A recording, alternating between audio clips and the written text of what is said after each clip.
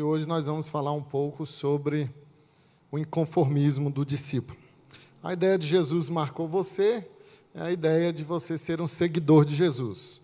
E propositadamente eu estou usando a linguagem cibernética, porque ela tem muito a ver conosco hoje, muito atual, e eu gostaria que você não somente participasse, mas divulgasse também a nossa série.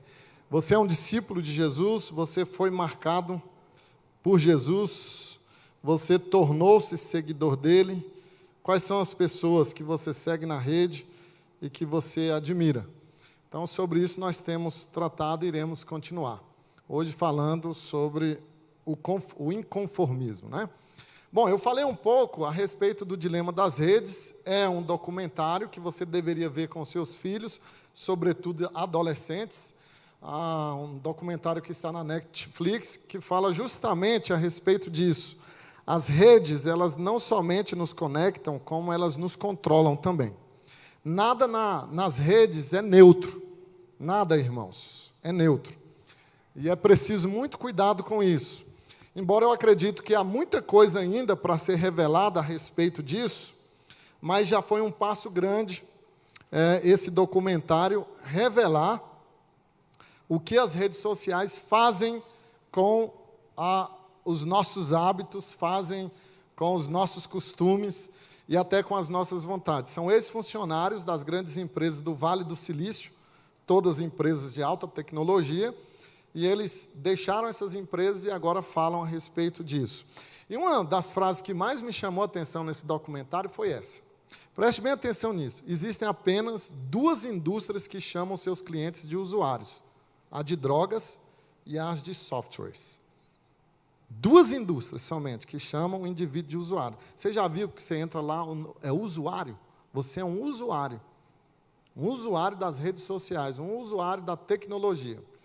A outra menção que foi feita nesse documentário: as mídias sociais não são apenas uma ferramenta esperando para ser usada. Muita gente usa isso como desculpa. É uma ferramenta. Não é. Não é uma mera ferramenta. Elas têm os próprios objetivos e formas específicas de alcançá-los, usando sua psicologia contra você. Como é que eles usam a psicologia? Eles começam a influenciar. Você acha que é à toa esse novo fenômeno, influência? Não é não. Eles estão influenciando crianças, adolescentes e adultos. É um novo fenômeno das redes, os influencers. Então, o objetivo deles é o quê? Influenciar cada vez mais profundamente e assumir o controle de duas coisas fundamentais que nós temos: autoestima e identidade. Como é que eles fazem isso? Bom, o que as redes sociais fazem? Que é o dilema, né? O dilema do discípulo, a autoestima e a identidade. Existem duas pessoas que a rede social ela acaba provocando em nós: quem você realmente é e quem você gostaria de ser ou de ser visto. Quem você é? Você é uma pessoa real, com dificuldades reais, com limitações, com virtudes, com derrotas, com sucessos, com coerências, com incoerências. Mas como que você gostaria de ser visto nas redes sociais? Como a persona que você é, o personagem que você cria. Lá, você só tem virtudes, sucessos e coerência. É impressionante, casais que brigam ao meio-dia e à noite postam foto de um jantar romântico. Isso é persona. E o pior é que você ser uma persona nas redes, o que faz? Faz com que você perca o momento. Já viu esse tipo de pessoa que tira foto do prato que está comendo no restaurante? O garçom, ele não pode só servir mais, ele tem que saber tirar foto. Ele tem que ser especialista em fazer foto, porque está todo mundo na mesa e o garçom tem que ir lá e tirar a foto. E aí você olha a foto, se você não saiu bem na foto, está condenado a foto. Todo mundo que saiu bonito, menos você condena a foto. Por quê? Existe uma persona, que é a maneira como você gostaria de ser visto. Então você está num restaurante, você faz poses, você vai para o parque com o seu filho, você nunca vai para o parque com o seu filho, você não é atencioso com o seu filho, mas lá no parque você quer que seu filho fique na melhor posição para você criar a persona de um pai que acompanha o filho, que está com o filho, que cuida do filho. É persona, gente. Isso é tão sério, estima e identidade, que tem provocado em adolescentes automutilação. Porque eles não têm o corpo daquelas pessoas que estão nas redes. Siliconadas, com banho de Photoshop, os filtros não correspondem à pessoa real que você é, e você já não se aceita mais como Deus te fez, com a cor que te fez. E você passa por um processo interno de frankensteinização do ser. Aí você quer cirurgias. Aí você adolescentes que estão se automutilando por causa disso aqui. Eles não aceitam a pessoa que eles realmente são. Eles estão atrás de uma persona. Lembre-se bem, as redes não querem só conectar você, querem controlar você. Controlar você. Só para vocês terem uma ideia, isso aqui é um indivíduo lá que apareceu nas minhas redes sociais. É triste, um adolescente. Não sou menino nem menina, sou menine. Também sou transnegro. Negro preso no corpo de um branco, o famoso libertário. É isso que está acontecendo, irmãos. Eu soube hoje de uma escola aqui no Plano, no Rio de Janeiro, que os professores já foram orientados. Eles não podem falar queridos alunos, porque a gramática vai sofrer uma alteração para atender o gênero. Tem que falar querides alunes. Eles estão mudando a gramática. Querides alunos, queridos hipócritas. É isso que são. Porque o menino que quer ser menina, o menino preso no corpo de uma menina, não pode ser chamado de menino. A menina presa no corpo de um menino não pode ser chamada de menina. Gente, está aí aos nossos olhos, ao alcance da mão, o que as redes sociais estão fazendo. Simplesmente nos controlando. Então, o que é seguir Jesus? É ser. Ser a identidade que Ele te deu. Ser quem você é. E o fazer tem que ser consequência do ser. Porém, o que nós vemos? O desejo da persona. O desejo de ser visto como nós gostaríamos que fosse. O desejo de parecer, de ter visibilidade. É por isso que você briga com seu marido, com a sua esposa, e depois você posta uma foto romântica, logo depois da briga, e fica ali ansioso para ver as curtidas. Nem dorme para ver as curtidas. Quantas curtidas foram? Porque você quer parecer, você quer ter visibilidade. Bom, quarta-feira passada eu falei que Jesus tinha um público bem multifacético de ouvintes. E dentre eles havia um grupo bem especial, que eram os fariseus. Mateus 23 é uma surra que Jesus dá nos fariseus e mostra justamente a capacidade que eles tinham de fazer coisas boas, coisas lícitas, legítimas, agradáveis até, mas com o objetivo de ter visibilidade. Eles não tinham redes sociais, mas se eles tivessem hoje, eles fariam tudo isso com o objetivo de ter curtidas, comentários. Olha só, em Mateus 23, do 1 ao 5, o que Jesus diz aí, eu coloquei numa linguagem mais atual, para ficar bem claro para nós. Jesus disse à multidão. Então tem sempre uma multidão e tem os discípulos. Os discípulos nunca estão na multidão, eles não podem estar. Eles não podem se conformar à multidão. Por isso que o nosso tema hoje é o inconformismo. Eles saem da multidão, eles saem das redes, eles saem do padrão, do vigente. E eles entram num processo de contracultura. Os mestres da lei, os fariseus, se assentam na cadeira de Moisés, mas não façam o que eles fazem. Tudo o que fazem para serem vistos pelos homens é para ter curtida. Tudo o que eles fazem é para ter curtida, para ter visibilidade. Isso gera o quê? Dependência. Hoje já há estudos na área de toxicologia de que as redes sociais elas provocam no cérebro as mesmas substâncias das drogas. As mesmas substâncias. Então gera abstinência, gera vontade. A visibilidade gera dependência. Bom, o que eles faziam? Olha lá, Mateus 6,1. Tenham cuidado de não praticar suas obras, de quem? Dos fariseus. Obras de justiça, inclusive. Diante dos outros para serem vistos, para terem visibilidade. 3 obras que os fariseus faziam que são muito boas, irmãos. Esmolas. Eles gostavam de dar esmolas. Mateus 6 fala da esmola. Por que eles gostavam de dar esmola? Para terem visibilidade, para as pessoas verem que eles eram generosos. Por isso, você já parou para pensar no Novo Testamento, principalmente no livro de Atos, que as pessoas deficientes, cegos, sempre estavam na porta do templo pedindo esmola? Por quê? Porque os fariseus saíam, davam a esmola, e aí todo mundo curtia. Que legal! Eles são bondosos. O gasofilácio, irmãos, era um negócio assim, encurvado, de madeira, que eles jogavam a moeda. E eles jogavam para fazer barulho, igual jogar peão.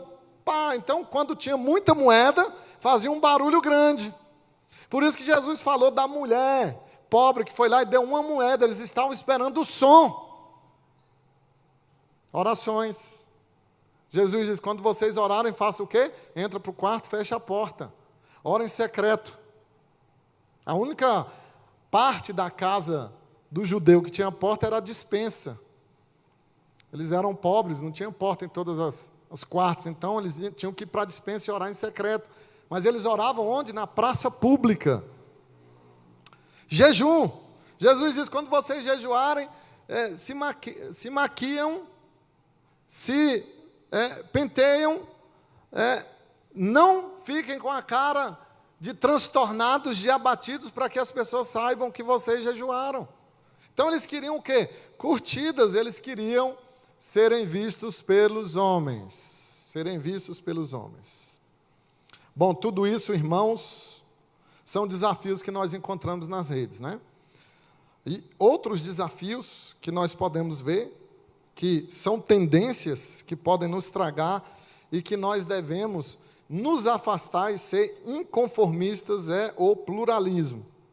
Eu não vou trabalhar as quatro tendências, seria muito, só vou mencioná-las, mas a última eu vou trabalhar que tem a ver com tudo o que eu falei até agora. Pluralismo significa simplesmente dizer que o mundo atual não aceita as verdades do cristianismo. Não aceita que homem é homem e mulher é mulher. Eles não aceitam.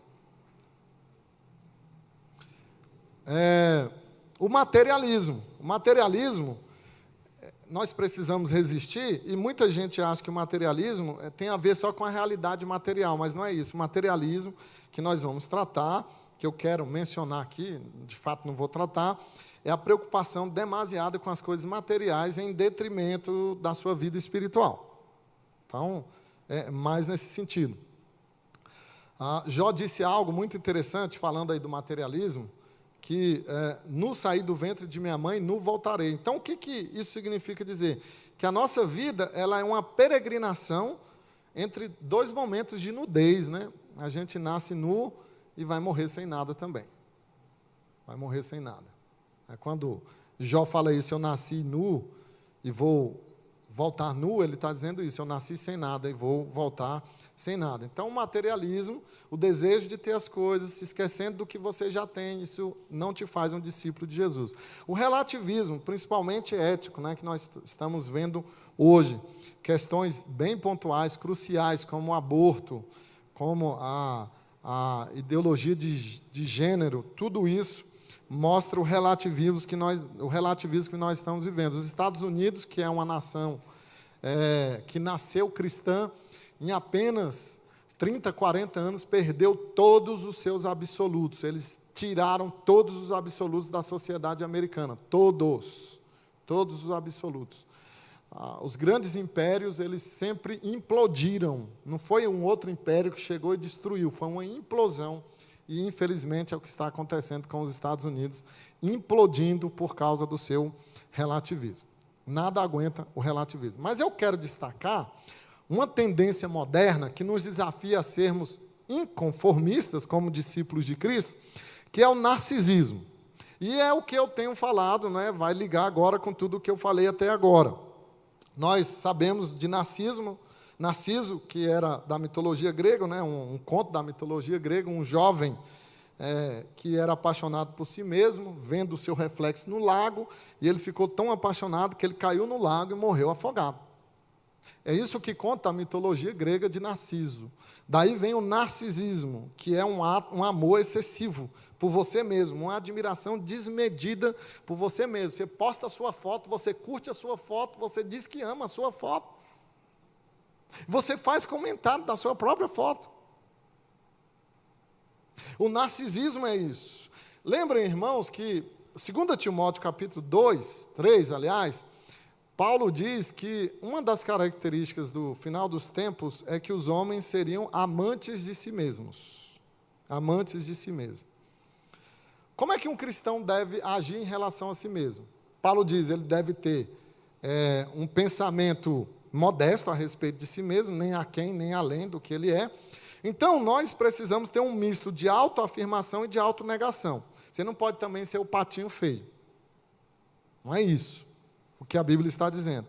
Você tem que se autoafirmar, mas se autonegar. Se autoafirmar como? Tudo que é bom na sua vida, tudo que é belo, veio de Deus, da criação, veio da redenção.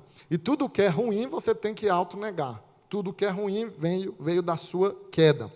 Então, nós somos chamados a um inconformismo radical em relação ao narcisismo, né? O narcisismo que Jesus combate aqui. Se Jesus tivesse um Twitter, ele iria tweetar isso aqui. Mas quando você der esmola, que a sua mão esquerda não saiba o que está fazendo à direita, de forma que você preste a sua ajuda em segredo. E seu pai vê o que é feito em segredo, o recompensará. Então Jesus está dizendo, não faça selfie. Da ajuda que você dá. Não toque trombetas diante da sua generosidade. O generoso, ele não faz barulho. A humildade não faz propaganda. Não faz propaganda. Jesus tuitaria essa foto aqui, essa legenda, não é? Não faça isso. Você está dando esmola e está fazendo uma selfie da esmola que você está dando. Bom, precisamos ser inconformistas com relação a essas tendências, sobretudo o narcisismo. E onde nós vemos isso? Onde nós vamos tirar as lições a respeito disso? Em duas metáforas que Jesus usou, elas são fantásticas.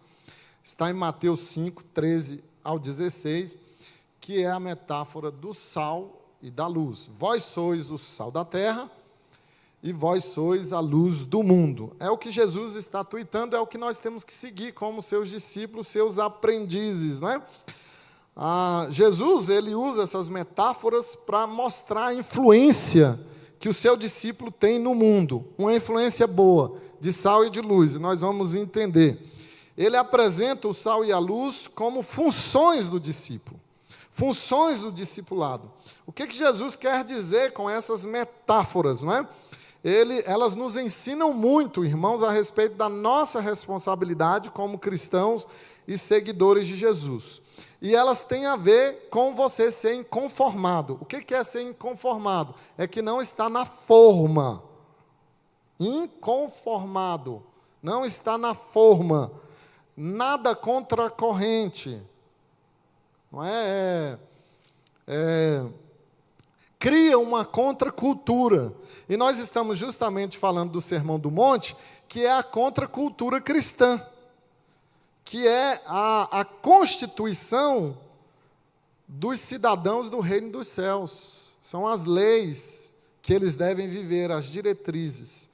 Então, nós vamos ver, através dessas duas simples metáforas, como o discípulo pode ser um inconformado. Como você pode ser um inconformado. 3 lições eu quero destacar. A primeira, a função de se distanciar. Veja que Jesus junge as duas metáforas, terra, sal ligado com terra e luz ligada com o mundo, para evidenciar uma certa distância, não é? Que nós devemos ter da terra e do mundo. O sal deve ter uma certa distância, a luz deve ter uma certa distância. Nós vamos entender isso. Bom, as metáforas que Jesus usa, elas são domésticas. Provavelmente Jesus viu Maria, sua mãe, usando sal na comida e acendendo a lamparina durante toda a sua infância. Então, Jesus usa essas metáforas que tinham a ver com a sua infância, que tinham a ver com qualquer lar comum da Judéia, e elas trazem algumas coisas de significado para a nossa vida. Primeiro que essas duas comunidades, do sal e da luz, da terra e do mundo, elas têm que estar separadas, essas duas comunidades. De um lado está a terra, de outro está o vós. Olha aí, certa distância.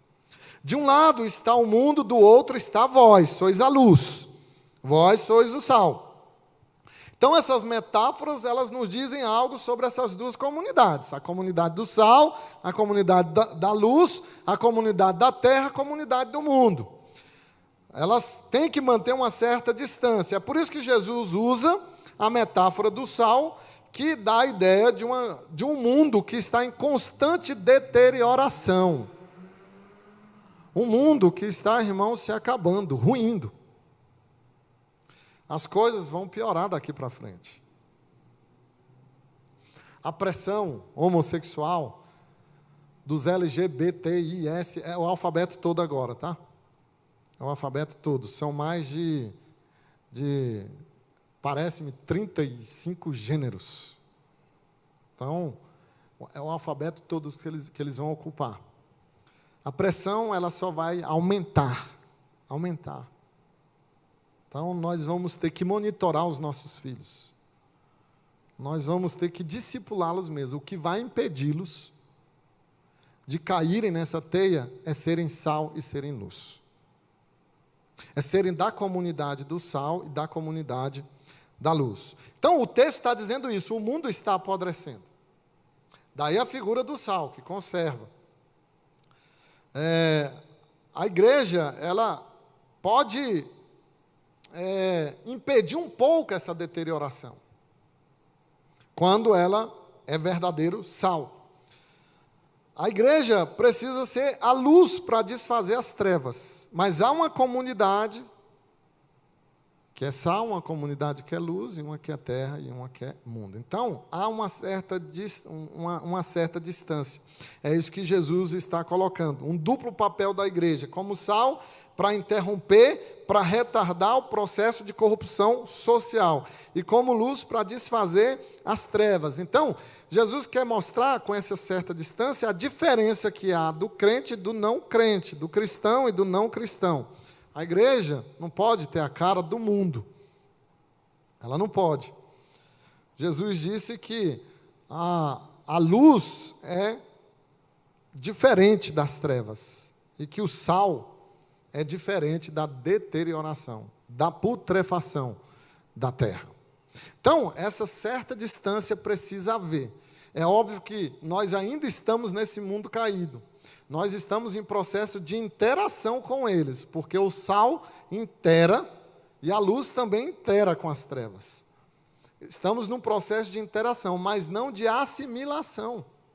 Não podemos assimilar a cultura vigente atual. Não podemos achar que é normal o que a grande mídia proclama, que é normal o relativismo, o pluralismo, o narcisismo que nós vemos. Então, a igreja ela precisa nadar na contramão disso tudo. Mas não é o que acontece, não é? Infelizmente, não é o que acontece. Bom, então, essa é uma função de certa distância.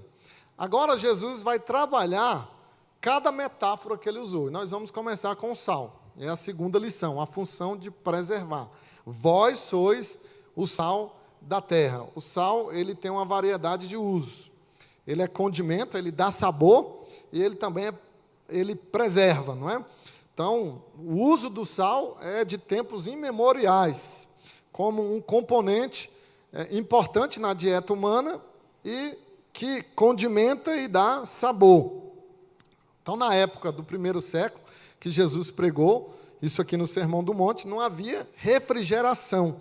O sal era usado para isso, né? Para conservar a carne. E até hoje, nós brasileiros sabemos que o sal ele serve para isso. A famosa carne de sol, nós temos o jabá, temos o charque, temos a carne do Ceará, tudo isso ensinando a mesma coisa. O sal, ele conserva e ele dá sabor. Então, a igreja, como uma comunidade de discípulos de Cristo, ela tem a função de retardar o apodrecimento do mundo. Ela precisa influenciar dessa maneira, impedindo a deterioração.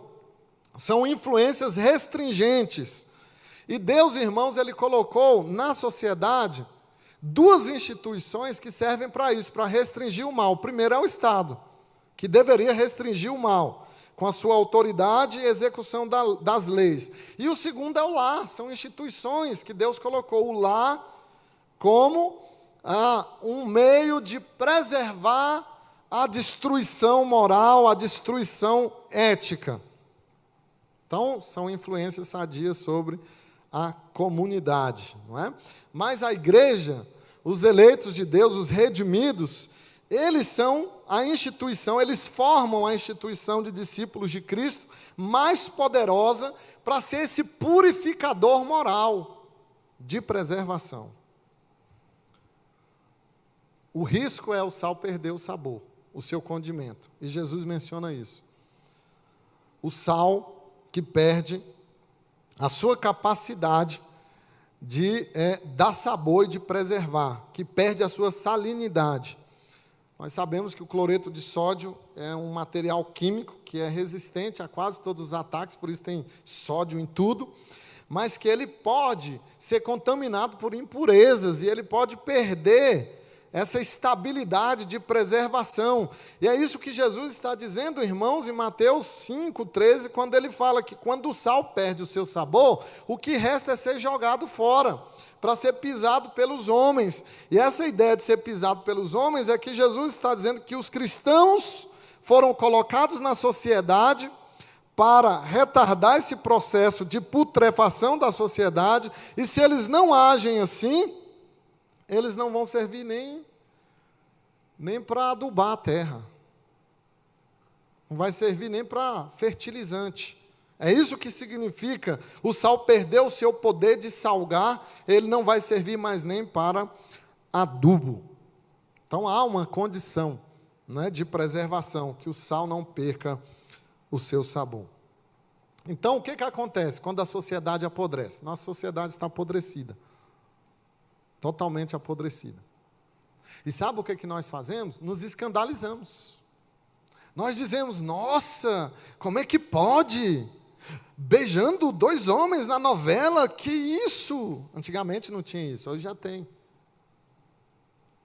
Nós nos escandalizamos, mas está errado, irmãos. Antes nós deveríamos reprovar a nós mesmos. A pergunta é, onde está o sal? Aqui. O Caio Fábio, ele acabou tornando popular uma frase muito significativa: o sal fora do saleiro. O que adianta o sal dentro do saleiro? O que adianta o sal aqui dentro? Você evangeliza quem? Quem você trouxe aqui? É seu filho na fé? É seu discípulo? Quem?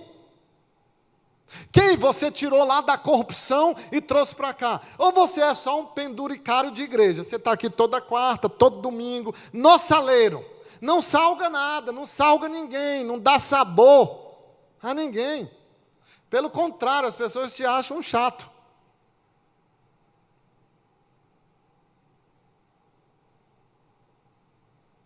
Então, não adianta nós levantarmos a voz da moralidade. Nossa, que isso?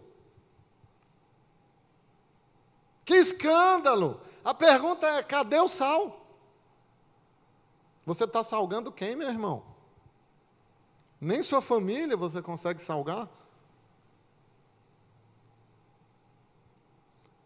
Então, o sal, irmãos, ele arde. Ele é cáustico. Se você começar a pregar de fato o evangelho, você vai ter que esfregar sal nas feridas alheias. Vai doer. A verdadeira exposição do evangelho machuca. Não confie em pregadores açucarados. A verdadeira exposição do evangelho é sal. Coloca sal na sua ferida. O sal arde. Fere sentimentos. Jesus, irmãos, ele não disse, vocês são o mel do mundo. Ele disse, vocês são o sal da terra. O sal arde, a mensagem do evangelho incomoda. Te deixa inconformado. Você está preservando quem? Pais, vocês estão preservando seus filhos, vocês estão salgando seus filhos com o evangelho ou com moralismo e legalismo?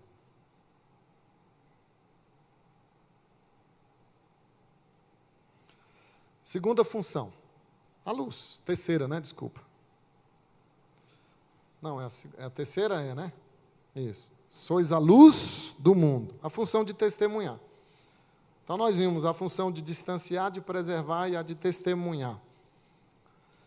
Jesus está dando curso à mesma metáfora do sal, agora com um sentido diferente.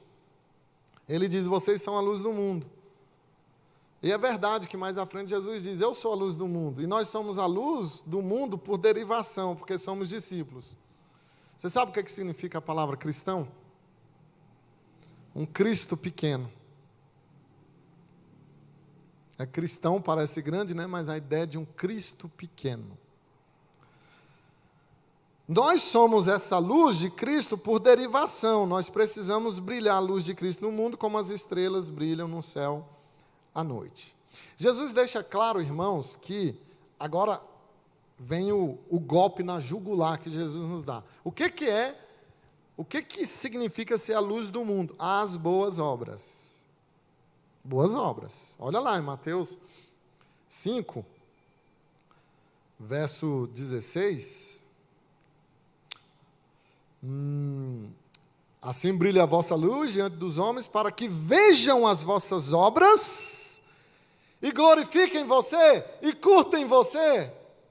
E coloca coraçãozinho para você, como os fariseus, não. E glorifiquem a vosso Pai que está nos céus. Olha a diferença de boas obras do discípulo que ele tem que ter. Isso é a luz do mundo. Ele ter boas obras é que as pessoas verão essas boas obras e saberão que não vem de você.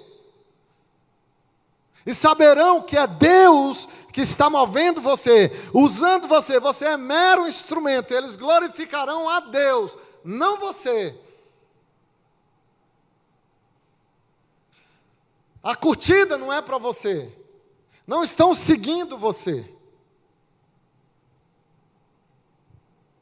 Por isso que o verdadeiro, genuíno, generoso, não faz selfie. Não publica nas redes sociais quem ele ajudou. Ele não deixa a mão esquerda ver o que a direita faz. Porque ele quer que Deus seja glorificado. Lembra daquela história de uma mulher, uma senhora viúva, que estava passando necessidade e do lado morava um macumbeiro? Você já viu essa história? E ela necessitada e orando e pedindo para Deus comida. E o macumbeiro sabia que ela era crente. E ninguém da igreja foi levar uma cesta básica. E ele disse, eu vou dar essa cesta básica para ela. E quando ela perguntar, eu vou falar, foi o diabo que te mandou essa cesta. Foi Satanás. E ele foi lá, bateu na porta, ela levantou com fome, fraca. E ele disse, está aqui, senhora, comida para você. E ele ficou esperando ela falar, quem mandou? E ela não falava. E ele esperando. E ela nada, e ele disse assim, a senhora não vai perguntar quem mandou? E ela disse, não, meu filho, porque quando Deus quer dar algo, até o diabo faz o que ele manda. A glória é de Deus. Lutero disse isso, né? O diabo é o cavalo de Deus. Boas obras, irmãos, abrange tudo o que o crente diz e faz. Toda a manifestação externa e visível da sua fé cristã. A luz é isso. Vós sois a luz do mundo. Vós sois o braço de Deus na terra. As pernas de Deus.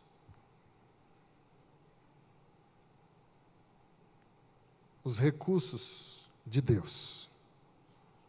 Vós sois a luz do mundo. Essas boas obras precisam brilhar. Aí Jesus usa outra metáfora. Ele diz, você não acende uma candeia e coloca debaixo da cama. Você precisa colocar no alto da colina, no alto da casa, para iluminar todos. Para que quando as pessoas vejam, Deus seja glorificado. Mas o mesmo acontece com a luz, né?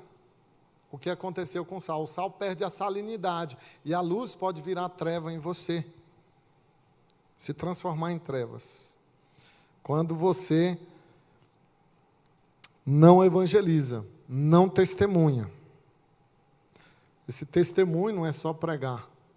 Ele tem a ver com atos de misericórdia, de compaixão também. Essa é a qualidade, irmãos, que os discípulos devem ter. Eles não podem esconder a verdade do Evangelho. Luz na Bíblia tem a ver com conhecimento, com verdade. A treva é o que está escondido, né? A mentira, o que não se vê. A luz traz a verdade. Então, Jesus está dizendo, não esconda a verdade. Nós não devemos fingir que somos diferentes. Nós somos diferentes. O mundo lá fora é racista. Você não pode ser racista. Lá fora, as pessoas primam por estética. Você não pode. Lá fora, eles estão defendendo com unhas e dentes o aborto. Você não pode. A ideologia de gênero. Você não pode. Então, você não pode fingir que é diferente. Você deve desejar que o seu cristianismo seja visível a todos. Isso é ser testemunha, ser discípulo, ser luz do mundo. Bom, vamos para a conclusão. E eu quero dizer o seguinte. Veja que o vós é um pronome grego enfático. Vós, né? Vocês. Vamos atualizar. Vocês. É muito enfático. O que Jesus está dizendo é, vocês e somente vocês, meus discípulos, são o sal e são a luz. Vocês têm que ser o que são. Vocês são o sal e por isso devem conservar a salinidade e não podem perder o sabor de cristão. Vocês são a luz e têm que brilhar. E não é só de vós. Você não pode ver o vizinho passando necessidade e você não ajudar. Seus parentes. De modo algum. Você não pode deixar de brilhar. Não pode virar treva. O sal e a luz, irmãos, eles têm algo em comum. Eles se dão e se gastam. Uma vela se gasta para iluminar outros. O sal se dissolve na comida para dar sabor. Eu não sou muito fã de sal, não, mas dá um sabor, né? Eu como uma comida sem sal tranquilo. Eu não sou fã de sal. Mas o sal dá sabor. Ele preserva. Ele se gasta. Isso é o oposto do narcisismo. Eu achei muito interessante esse rapaz aqui. Ué, o que aconteceu, mano?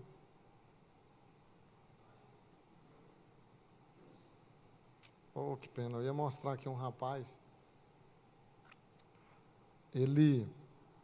Depois eu mostro. Mas ele se envolveu com a sua igreja num trabalho de alimentar moradores de rua. Ele não postou nenhuma foto de nenhum morador, nem da comida. Mas ele postou uma foto dele, E essa foto, em poucos minutos, já tinha 70 mil curtidas. Não por causa da foto dele, mas pela frase que ele colocou, que eu achei. Ele escreveu assim: se você dá comida para um morador de rua, você mata a fome dele. Mas se você postar a foto dando a comida, você está matando a fome do seu ego.